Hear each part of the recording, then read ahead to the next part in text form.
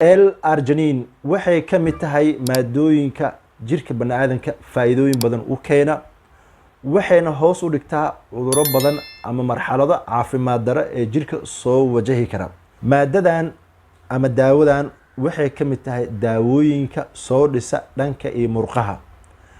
Marka labaad waxay ka kooban tahay amino acid. Marka labaad L-arginine waxyaabo badan ayay ka qayb qaadataa, gaar ahaan waxay kaloo aad u anfacdaa dhanka iyo raganimada iyo in qofka ay ka ilaaliso hamigiisa inuu hoos ugu dhaco, sidoo kale in dareenkiisu isbedelo wax dareen ah dhanka iyo sariirta ama galmada uusan lahaanin. Waxyaabaha ugu horeeyo ee qabato dabcan waxaa ka mid ah blood regulation. Marka uu hab cadaadiska dhiigga uu wareegayo qaybaha kala duwan ee xididada, in cadaadiska ay yareyso waxa loo yaqaano vasoconstriction ama xididada dhiigga inaysan cadaadis ku badan ayay ka qayb qaadataa. Sidoo kale L-arginine waxyaabo badan ayay qabataa, waxaana ka mid ah fat burning, inay gubto ama ay yareyso dufanta badan ee jirka ku sameysmayso. Sidoo kale waxay kaloo ay sameysaa in ay jirka ay ka saarto waxyaabaha aanan anficinin, gaar ahaan unugyada dhintay. Waxyaabaha kale oo L-arginine ay qabato waxaa ka mid ah in ay ka saacido qofka waxa loo yaqaano premature aging, inuu ku yaraado jirkiisa qofka in duqow uu ka soo muuqdo ama in maqaarkiisa uu aad u baaba'o, aragtidiisa iyo dareenkiisana uu yaraado. Saaxiib soo dhawow, haddaad igu cusub tahay kanaalskayga Facebook iyo YouTube, waxaan kaa codsanayaa in subscribe-ka, like-ta iyo follow-ga aadan iga hilmaamin. Sidoo kale su'aal iyo talo haddaad u baahan tahayna aad soo weydiin karto adigoo aad igala soo xiriiri kartid mobile telefonkayga oo aad ka heli kartid YouTube description-ka iyo qaybta Facebook WhatsApp-ka. Maanta waxaan dul istaagaynaa daawo aad u anfacdo bulshada qaybaheeda kala duwan. In badan oo caafimaad darra markay qofka ay soo wajahdo ayay waxay hoos u dhigaysaa marxaladahaas caafimaad darrada ka dhashay. Waxaana loo yaqaanaa L-arginine. Sida guud L-arginine waa amino acid kana tirsan maadooyinka ama elementiska jirka bani'aadamka saacidaya. Amino acidku waa waxyaabo yaryar markay isku tagaan noqonayo borotiino ama waxyaabaha murqaha ama jirka uu ka dhisan yahay.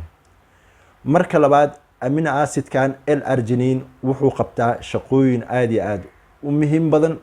Marka uu jirka uu ku yaraadana ama qofka uusan isticmaalin waxa soo food saaraya marxalado caafimaad daro.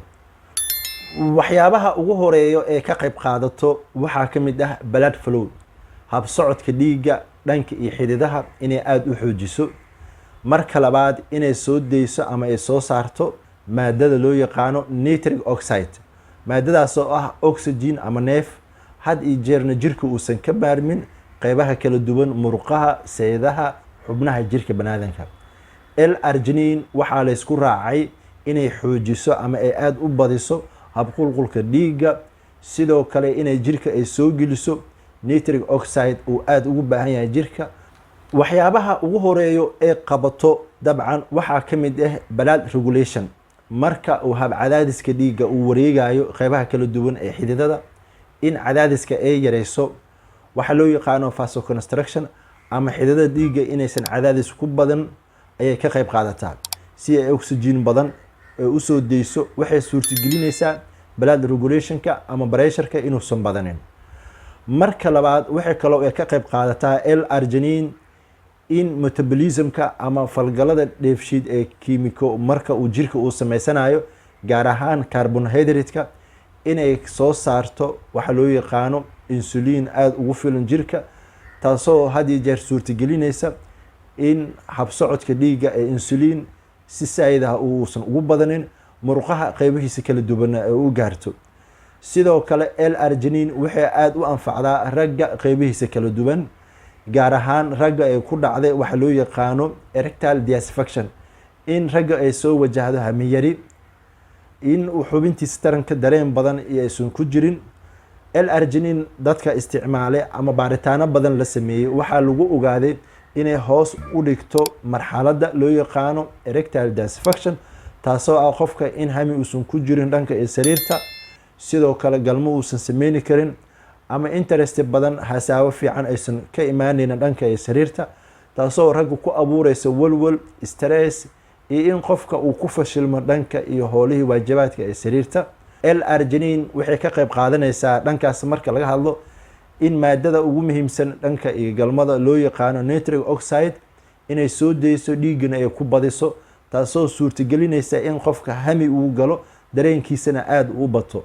maadada nitric oxide waa waxyaabaha oxygenka uu had iyo jeer dhiigu u baahan yahay iyo waxyaabaha nafaqooyinka ee ka saacidi kara murqaha in si fudud uu u gaaro dhiig ku filan, taasoo suurtagelinaysa in qofka dareenkiisa iyo hasaawihiisa uu kor u noqdo. sidoo kale L-arginine waxay kaloo ay soo dhistaa ama ay aada uga hortagtaa marka uu jirka uu ku dhacayo premature aging.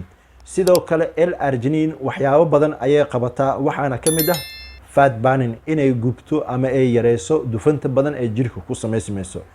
sidoo kale waxay kaloo ay sameysaa in jirka ay ka saarto waxyaabaha aanan anficinin, gaar ahaan unugyada dhintay. waxyaabaha kale oo L-arginine ay qabato waxaa ka mid ah in ay ka saacido qofka waxa loo yaqaano premature aging, qofka in duqow uu kasoo muuqdo ama in maqaarkiisa uu aada u baaba'o, aragtidiisa iyo dareenkiisana uu yaraado. sidoo kale maadadan ama daawadan waxay hoos u yareysaa qeybaha kala duwan ee xididada marka ay xirmaan, gaar ahaan microvascularka ama xididada yaryar, gaar ahaan hemorrhoidska, baabasiirka qeybihiisa kala duwan. sidoo kale cudurka loo yaqaano varicocele ama galaha dhanka iyo xiniyaha ku dhaco. sidoo kale dhanka iyo varicose venuska, xididada hoose ee adimaha marka ay noqdaan in dhiigooda uu isu socon waayo, xirmaan ay ka buuxsamaan waxyaabaha ateroma. waxa ay furtaa ee nadiifisaa sphincteriska ama meelaha xididadaas ay isaga gudbayaan dhiigga fariista iyo in dhiigga uu noqonin coagulation ama uusan xinjiroobin. in badan ayay caafimaad u leedahay, si isku mid ah ayaana loo qaadan karaa maadada L-arginine. halkan ayaan kusoo koobeynaa maadada loo yaqaano L-arginine. mawduucyo kale ayaan ka diyaarin doonaa, dadka sida ay ugu isticmaali karaan, qofka sida u qaadan karo. aad iyo aad ayaan kaga mahad celinaa dhageysiga ila socodka video kelmiska. halkan ayaan ku joojinaa anigoo ah Dr. Maxamed Liibaan Maxamed. wasalaamu calaykum waraxmatullaahi wabarakaatu.